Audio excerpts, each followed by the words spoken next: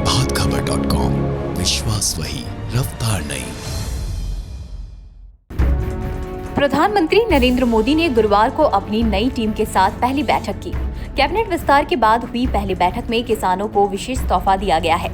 इस बैठक में और भी कई बड़े फैसले लिए गए।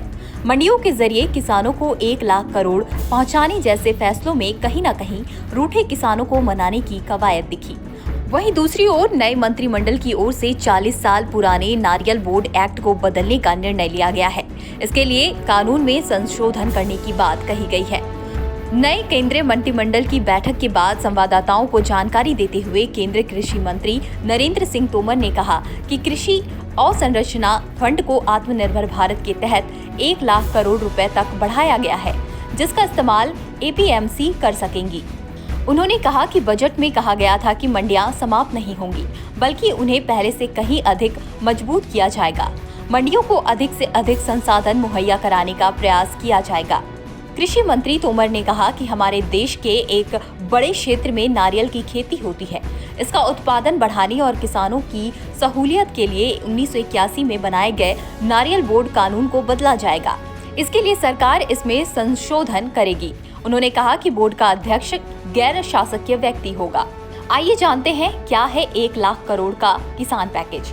दरअसल केंद्र की मोदी सरकार ने वित्त वर्ष 2020-21 में कोरोना काल के दौरान कृषि अवसंरचना फंड AIF की स्थापना का ऐलान किया था। सरकार की तरफ से इसे आने वाले 10 साल के लिए शुरू किया गया है। इस योजना के जरिए किसान फसल की कटाई के बाद उसकी सही कीमत मिलने तक उसे सुरक्षित रख सकेंगे। सरकार का प्रयास है कि किसानों की उपज को किसी तरह का नुकसान ना हो। इसके लिए कृषि अवसंरचना के विकास को बढ़ावा दिया जा रहा है।